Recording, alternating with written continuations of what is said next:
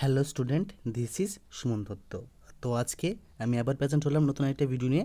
আজকের ভিডিওতে থাকছে ক্লাস 9-এর জন্য ইতিহাস থেকে ফরাসি বিপ্লবের একটা পার্ট। আজকে পার্টের নাম কি? মহিলাদের মধ্যে কি বিপ্লব হয়েছিল। দেখো, এটা কিন্তু খুব একটা ইম্পর্টেন্ট পার্ট। কী লেখা আছে? প্রথম থেকেই ফরাসি সমাজ ব্যবস্থার পরিবর্তন আনার জন্য মহিলাদের গুরুত্বপূর্ণ ভূমিকা পালন করেছিল। মানে ফরাসি সমাজ ব্যবস্থার মধ্যে চেঞ্জ আনার জন্য মহিলারা একটা স্টেপ নিছিল। তারা আশা করেছিল যে বিপ্লবে অংশগ্রহণ করতে বিপ্লবী সরকার তাদের জীবনযাপনের মান উন্নত করার জন্য চাপ সৃষ্টি করবে। মানে তারা একটা হোপ করছিল, যদি আমরা বিপ্লবীর মধ্যে অংশগ্রহণ করি তাহলে ওই বিপ্লবীর যে মেন সরকার থাকে সে তাদের উন্নতির জন্য কিছু না কিছু করবে। সমাজের তৃতীয় শ্রেণীর মহিলাদের জীবিকার জন্য কাজ করতে হতো। মানে সমাজে যে 3 নম্বর পার্ট ছিল, ঠিক আছে, অবিচার, যাজক আর নিম্ন শ্রেণীর মানুষ যারা ছিল, তারা মধ্যে মহিলারা শুধু ইনকামের জন্য কাজ করতেই হতো। তারা সেলাই বা লন্ড্রি কাজ করতো। তো আমরা এখান থেকে শিখতে পারলাম যে সমাজের তৃতীয় শ্রেণীর মহিলারা ইনকামের জন্য কি করত? সেলাই বা লন্ড্রি কাজ করত। বাজারের ফুল ফল সবজি বিক্রি করত এবং ধনী ব্যক্তিদের গৃহস্থলীতে পরিচারিকার কাজ করত। মানে বাজারে তারা কি করত? ফল ফুল সবজি বেচত, আর ধনী বাড়িতে গিয়ে কী করতো? বাসনপত্র মাজত, কাপড় ধুইত, এরকম কাজ করত। ঠিক আছে। তো বেশিরভাগ মহিলাদের কোনো ধরনের শিক্ষা বা কাজের কোনো প্রশিক্ষণ ছিল না। মানে অধিকাংশ মহিলারা কী করত? তারা ছিল নিরক্ষর। একমাত্র অভিজাত পরিবারের মেয়েরা বা তৃতীয় শ্রেণীর নাগরিকদের মধ্যে যারা ধনী তাদের মেয়েরা কনভেন্টে পড়াশোনা করতে পারত। যারা ধনী বা যারা তৃতীয় শ্রেণীর নাগরিকদের মধ্যে যারা ধনী বা যারা অভিজাত পরিবারের মেয়ে তারা কী করতো? কনভেন্টে পড়াশোনার সুযোগ পেত। তারপর পরিবারের লোকেরা মেয়েদের বিবাহের আয়োজন করত। ঠিক আছে। কর্মরত মহিলাদের তাদের পরিবারের জন্য কাজ করতে হতো, যেমন রান্না করা, জল তোলা, রুটির জন্য লাইন ধরা, শিশুদের পরিচর্যা করা। তো লাইনটা খুব সোজা। ঠিক আছে। পুরুষদের থেকে তাদের মজুরিও অনেক কম ছিল। দেখো কত নাইনসাফি হতো, সব কাজ করতো কিন্তু পুরুষদের থেকে তাদের মজুরিও কম ছিল। মহিলারা তাদের নিজস্ব মতামত এবং অধিকার সম্পর্কে আলোচনা করার জন্য রাজনৈতিক ক্লাব প্রতিষ্ঠা করেন এবং সংবাদপত্র প্রকাশ করেন। কী করছে? মহিলারা তাদের নিজস্ব মতামত মানে পার্সোনাল ওপিনিয়ন রাখার জন্য আর তাদের অধিকার সম্পর্কে যাতে সবাই সজাগ হয় তার জন্য তারা কী করছে? তারা একটা ক্লাব তৈরি করছে এবং সংবাদপত্র প্রতিষ্ঠা করছে। ফ্রান্সের বিভিন্ন শহরে প্রায় 60টি মহিলা ক্লাবের উৎপত্তি হয়েছে। ফ্রান্সে কটা হয়েছে? 60টি মহিলা ক্লাবের উৎপত্তি হয়েছে। বিপ্লবী সমাজ এবং বিপ্লবী মহিলারা এই ক্লাবগুলিতে সুপরিচিত ছিলেন। মানে যারা যারা বিপ্লবী সমাজের মধ্যে ছিল আর বিপ্লবী মহিলারা ছিল তারা খুবই নামি দামি মানুষ ছিল। তাদের মধ্যে সবচেয়ে গুরুত্বপূর্ণ দাবি ছিল মহিলাদেরও পুরুষদের মতো সমান রাজনৈতিক অধিকার লাভ করবে। ঠিক আছে, এটা খুব ইম্পর্টেন্ট পার্ট। 1791 সালে সংবিধান যখন তাদের নিষ্ক্রিয় নাগরিক হিসেবে ঘোষণা করেছিল তখন তারা হতাশ হয়েছিল। 1791 সালে সংবিধান তাদের কী বলেছে? তারা নিষ্ক্রিয় নাগরিক। তখন তারা কী হয়? হতাশ হয়। তারা ভোটাধিকারে এবং আইনসভা এবং রাজনৈতিক অফিসগুলিতে নির্বাচিত হওয়ার দাবি জানায়।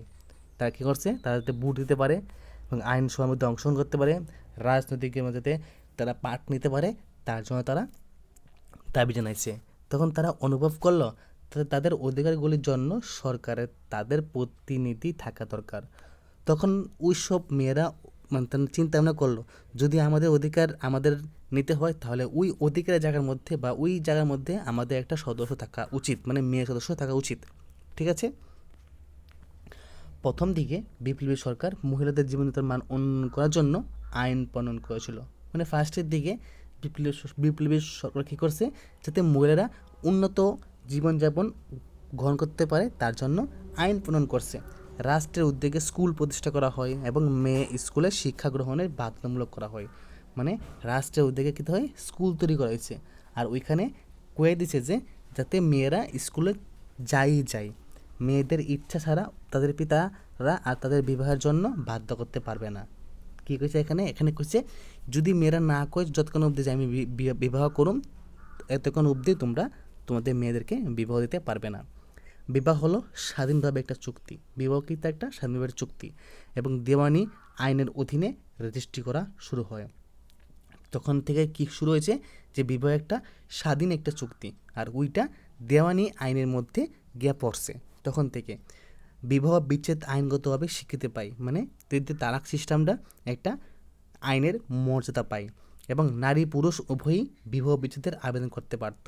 ঠিক আছে, নারীরা তখন বৃত্তিমূলক প্রশিক্ষণ নিতে পারতো এবং ছোট ব্যবসা করতে পারতো। ঠিক আছে, কী করছে বৃত্তিমূলক, মানে বিভিন্ন ধরনের মানে খেটে খাওয়া ইনকাম করার পদ্ধতি, যেমন কেউ সেলাই মেশিনের কাজ শিখছে, কেউ কোম্পানিতে জব করছে, ঠিক আছে, কেউ হাতের কাজ শিখছে, সেরকম। আর তারা ছোট শিল্প বা ব্যবসা করতে পারতো। তবে মহিলারা সমাজ রাজনৈতিক অধিকার লাভ করার তখনও লড়াই করেছিল, মানে তবে এত ফেসিলিটি পাওয়ার পরেও মহিলারা কী করছে, রাজনীতির মধ্যে যাতে তারা পার্ট নিতে পারে তার জন্য তারা লড়াই করছিল।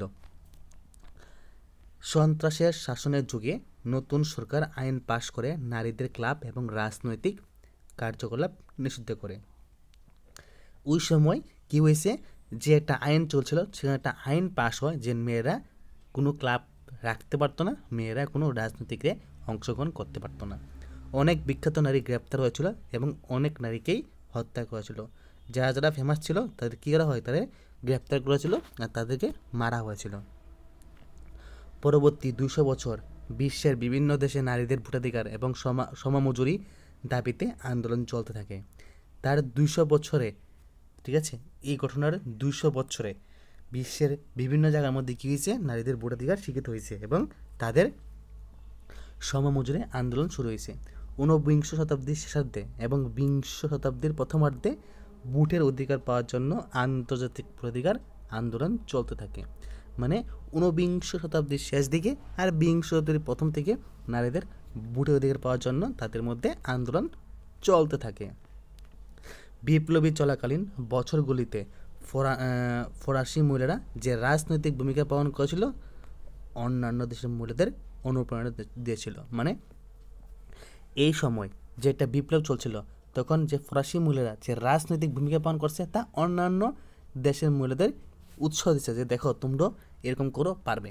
শেষ পর্যন্ত 1946 সালে ফ্রান্সের মহিলারা ভোটাধিকার লাভ করে। লাস্ট অবধি 1946 সালে ফ্রান্সের মহিলারা কী করছে, ভোটাধিকার লাভ করছে।